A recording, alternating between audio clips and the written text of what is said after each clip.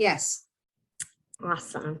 Okay, so Holly and I work together to really explore Traffic 911 and understand what they are doing, what are some of their what's the population they work with, and some of the grief that they've seen in their line of work. So we'll go ahead and begin our presentation.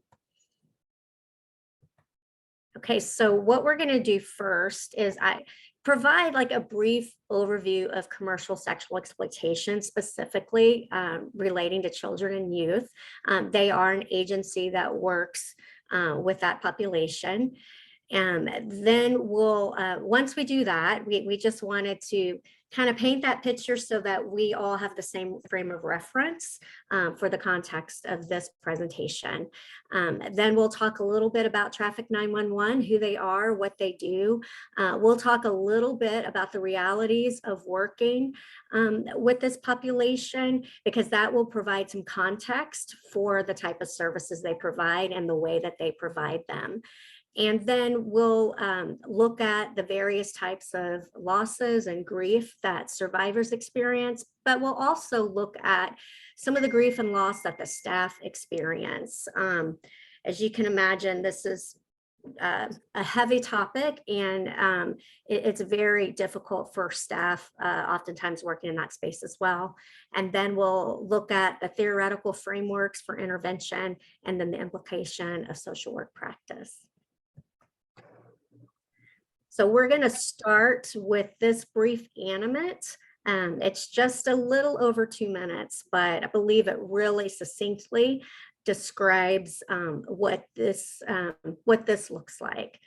Please, someone let me know if for some reason you can't hear it, and I'll adjust the volume, but I think we should be fine.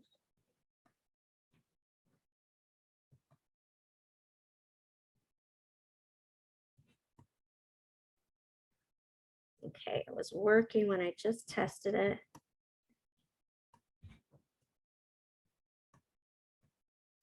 Okay, well, I'm going to try one more time. Okay, I will tell you, I will put in the chat where you can find this if you would like to watch it, but I'll just tell you briefly, since we're having some technical issues here, what this entails. Basically, it talks about what we're seeing in the state of Texas as far as trying to quantify what commercial sexual exploitation looks like in our state. Did some research in 2008 that was published in 2016 by the University of Texas in Austin, the School of Social Work, did some research across our state to try to quantify what exactly are we experiencing in our state related to trafficking. And as a result of their research, they guesstimated that approximately just under 80,000 children, youth, young adults are exploited across our state at any given time. They had much higher numbers for labor trafficking. I believe it was 200 and something. I think total trafficking was around 313,000 that they estimated across our state. So according to that research, the numbers are astounding.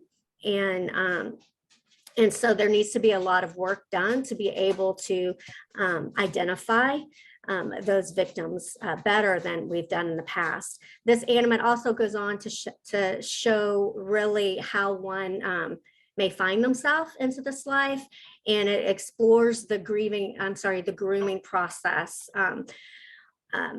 One can enter the life of commercial sexual exploitation in various ways, but what research is showing us and is that the most common way tends to be here in the United States domestic trafficking, and it tends to be done through a grooming process, basically meaning that people are being exploited through relationships of people that they've known to trust. It's not so much that it's strangers and kidnapping, although that does happen.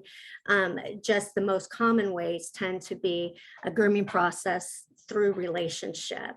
And then it goes on to talk about why is it so difficult for someone to leave. And so if you can imagine, when one's being groomed, they develop a relationship with their exploiter. The exploiter is very good at meeting some basic needs, some vulnerabilities that that person may have, such as just basic needs of food, shelter, a sense of belonging, acceptance. And so when they begin to meet those needs, then what happens is they begin to kind of create this bond with them, which allows them to be able to exert some control over them. And so I really encourage you to look at this if you have the time, because I think it's very helpful to kind of understand what it looks like in our state, why someone would be victimized in this way, what keeps them in that state, and why it's so difficult for them to escape. But then on the other side of that, it also talks about the complex trauma that they endure through this process and the healing process. It talks a lot about trauma triggers, trauma reactions in the healing process. And we'll talk about that a little bit more. So again, I apologize. I just tested it right before and it worked fine. So go figure. You do great. It happens all the time. So yeah. Thank you for your grace. Okay, so let's talk a little bit about Traffic 911. As you can see here, their logo or their slogan is freeing youth from sex trafficking. So that's one of the things that they aspire to come alongside youth and support them and helping them to be free from that. We interviewed Cheryl Brissell, who is the vice president of Traffic 911. She oversees their Voice and Choice Survivor Empowerment Program, as well as operations of Traffic 911. So there's a lot of detail here, but in a nutshell, she's responsible for some strategic programming. She's done lots of training, as you can see here, trained first responders, corporations, community groups, and citizens across the state on the issues of trafficking, and does a lot to do awareness, but then also to provide support for those that are serving these youth and young adults. She actually first started at Traffic 911 as a Voice and Choice Advocate, which we'll talk a little bit more about what that is. So they began in 2009. Basically, a handful, as you can see here, of community activists discovered that child sex trafficking was happening in their community. This organization is actually in North Texas. And so they were becoming more educated as to what this was, and they were beginning to see the signs around it and said, you know, it's not enough for us to just know. Now we feel like we need to do. And so that's when they created Traffic 911. They have over a 12-year history of the efforts included here, forming local, state, and federal partnerships, training over 82,000 youth and adults in prevention and awareness, training over 18,000 professionals and first responders on how to identify victims, and then directly serving just under 2,000 survivors. So that was when they started. And one of the things that they really honed in on was this Voice and Choice advocacy program. They began to see that when they provided intense support to these survivors, really based in empowerment principles, allowing them to giving voice opportunities for them to use their voice and then have choice in the services and the things that they wanted to engage in, they began to see that they were able to help them and have better outcomes. And so they started to focus more on that. And then in 2015 in our state, there was legislation passed that, that Texas would have a very robust response to address child sex trafficking.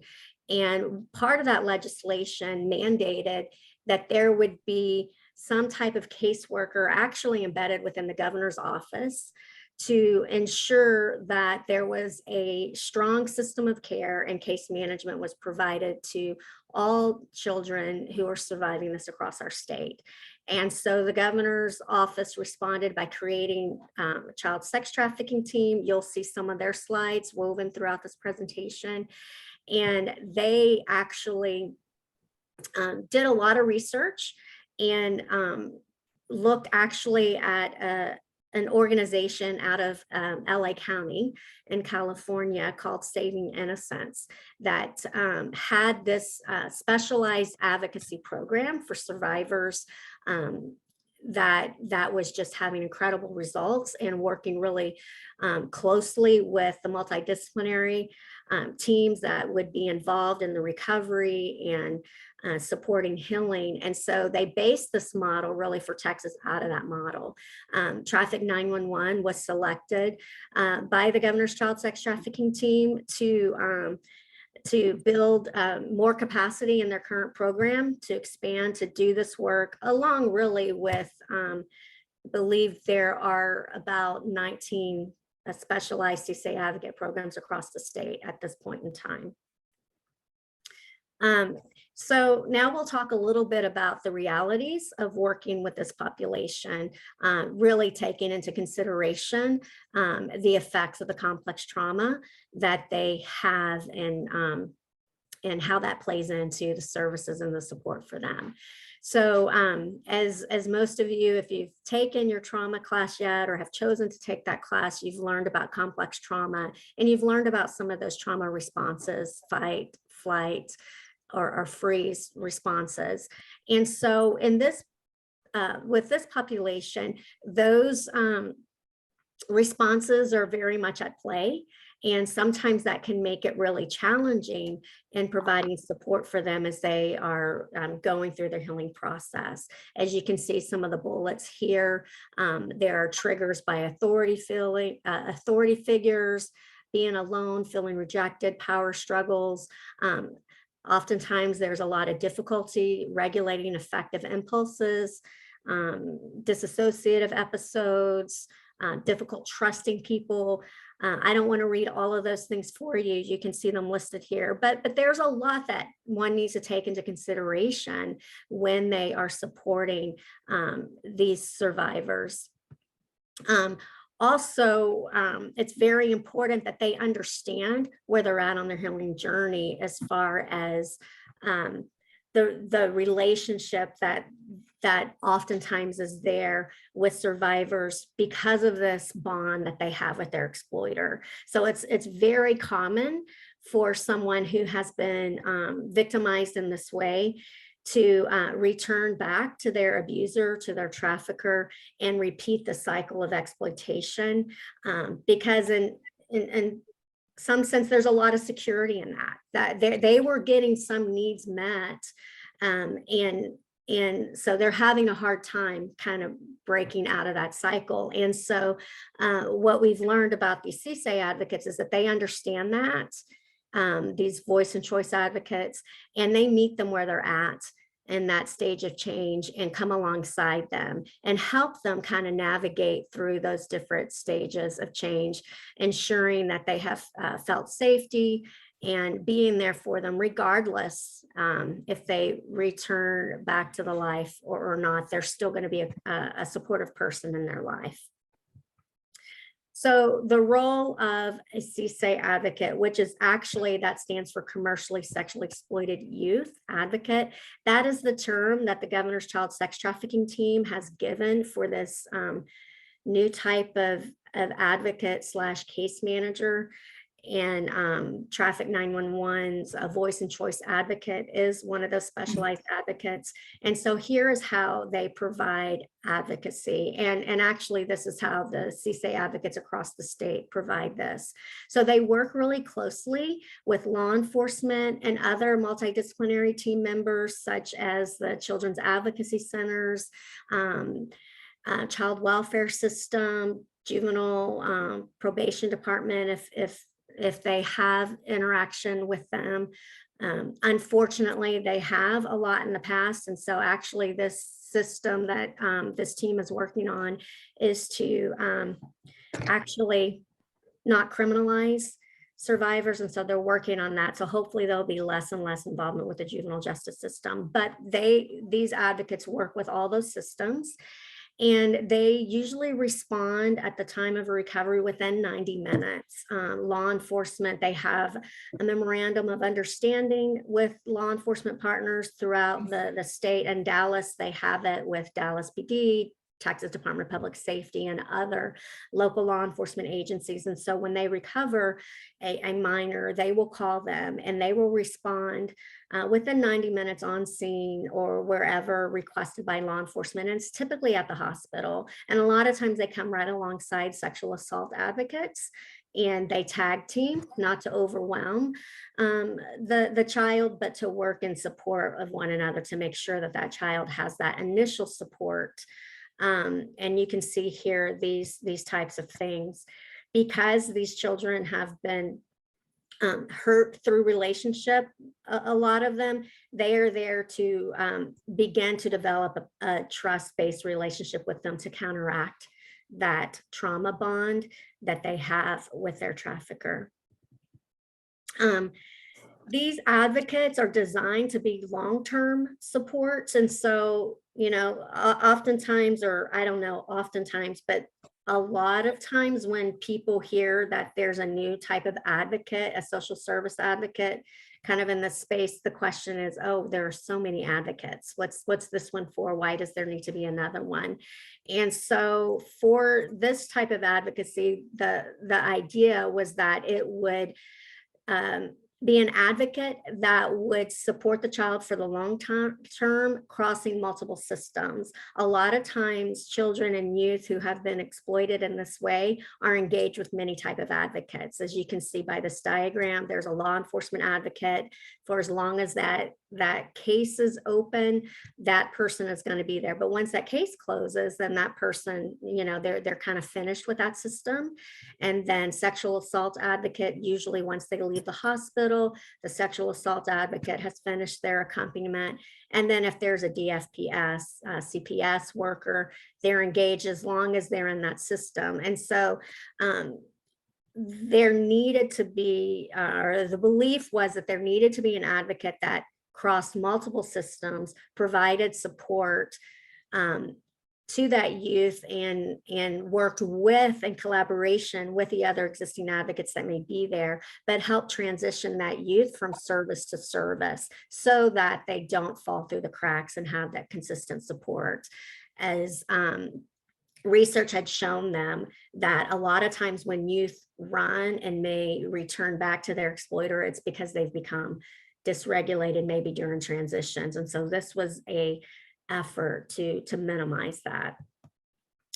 And something that we had already said is really these advocates are designed to meet them wherever they are in the stage of change. A lot of times systems expect the youth that they are supporting to come to their programs maybe at that preparation and action stage of change to improve themselves, so to speak. But these advocates are actually designed to meet them at whatever stage of change they may be in, and to walk alongside them as they move through the stages, and then at times as they cycle through them to continue to be there and provide support. So now I'm going to pass this over to Holly, and she's going to take us through the various losses and griefs. Great. Thank you, Janet. Sure. Hi, everyone. I'm Holly Clayton, and I'm going to talk about some of the losses that are experienced by survivors. There's the loss of friends to death while quote unquote in the life, the loss of power, the loss of identity, the loss of relationships and family, the loss of security and felt safety, and of course, the loss of freedom. And so there are some important concepts to understand when it comes to intervening with survivors. And one of these is trauma. And I'll move to the next slide, thank you. And this is a quote by Dr. David Cross of TCU talking about commercial sexual exploitation and trauma. And he says, the reason why the trauma caused by CSE is so deep and difficult to overcome is because it corrupts one of the primary methods humans have to stay healthy and heal from hurts. Intimate, trusting relationships, making it very difficult for victims to trust and form meaningful relationships, which are essential for their healing. Another important concept to understand is something called trust-based relational intervention, or TBRI. And this is a trauma-informed intervention that equips caregivers to meet the needs of traumatized children and actually help them to better control their trauma responses. There are 3 core elements of TBRI, and these are empowering principles that address physical needs, connecting principles for attachment needs, and also correcting principles to disarm fear-based behaviors. One important thing that I learned from the agency is that relationship is actually the intervention. Trafficking survivors often fall through the cracks of established systems, and since 2009, Traffic 911 has taken a holistic approach to building trust with trafficked youth, meeting them right where they are and walking alongside them as they navigate the process of healing from trauma. So Traffic 911 utilizes the continuance of voice and choice advocacy or relational intervention, which includes emotional support, strengths-based and empowerment-focused case management, motivational interviewing, trauma-informed care, specifically TBRI, and referrals to brief counseling and therapy, and also trauma therapy. So in addition to the grief experienced by survivors, there's also loss experienced by the staff at Traffic 911. This includes the loss of clients and survivors to death by suicide, murder, and accidents, and also the loss of clients and survivors who return to the industry. Interestingly, Traffic 911 has put into place some grief and self-care policies that include all staff being required to participate in clinical supervision. All staff is actually provided therapy as needed and wanted with a therapist of their choice, paid for in full by Traffic 911. And the staff is also required to take a week of paid time off each quarter. So there are some different theoretical frameworks to think about when it comes to intervening with survivors of sex trafficking. First, there's the ecological systems perspective, which focuses on how individuals continually interact with their environments. This takes a holistic perspective and considers services provided at the individual, family, and community levels.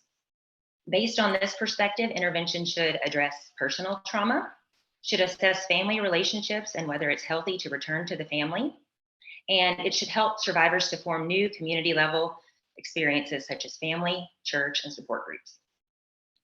There's also the strengths-based perspective, which looks at survivors in a way that magnifies their capacities, talents, competencies, possibilities, visions, values, hopes, oppression, and trauma. And based on this perspective, intervention should recognize skills and resources of individuals, families, and communities, and rely on creativity, courage, and trust between the helper and the survivor.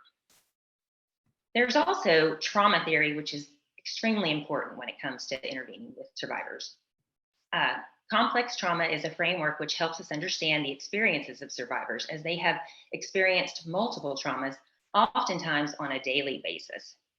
Intervention should therefore realize the impact of trauma and pass for recovery, recognize signs and symptoms of trauma in clients, families, staff, and others involved, respond by integrating knowledge of trauma into policies, procedures, and practices, seek to actively resist re-traumatization, and provide survivor involvement, empowerment, and support. It's also important to note that survivors, as well as advocates supporting them, experience complicated grief as they experience special losses such as sudden deaths to suicide and or homicide. Intervention should therefore address not only trauma, but guilt, blame, denial, distortions, fear, anger, and any other maladaptive thoughts or emotions that they may be experiencing as they process their grief. So in sum, the sex trafficking of children and youth is a monstrous crime involving violence and oppression, creating layers and layers of trauma for those victimized in this way. The exploiters most often recruit their victims through a grooming process steeped deep in a relationship and intentionally create trauma bonds to gain control over their victims. When working with this population, social workers must have a deep understanding of complex trauma and trauma reactions, meet the survivor where they're at and provide support with unconditional positive regard, establish a trust-based relationship with the survivor, and consistently provide opportunities for the survivor to have a voice and a choice in their services, empowering them every step of the way. Traffic 911 has spent years empowering survivors from the point of recovery throughout their healing journey. They have seen many survivors restored, utilizing various social work principles and interventions grounded in social work theory. Thank you. And that concludes our presentation. Are there any questions? That was awesome. Thank you. You know, just the way they care for their staff is it's amazing. I wish more. Very interesting. I Yeah. wanted to work for them. I'm like, me, please. Yeah.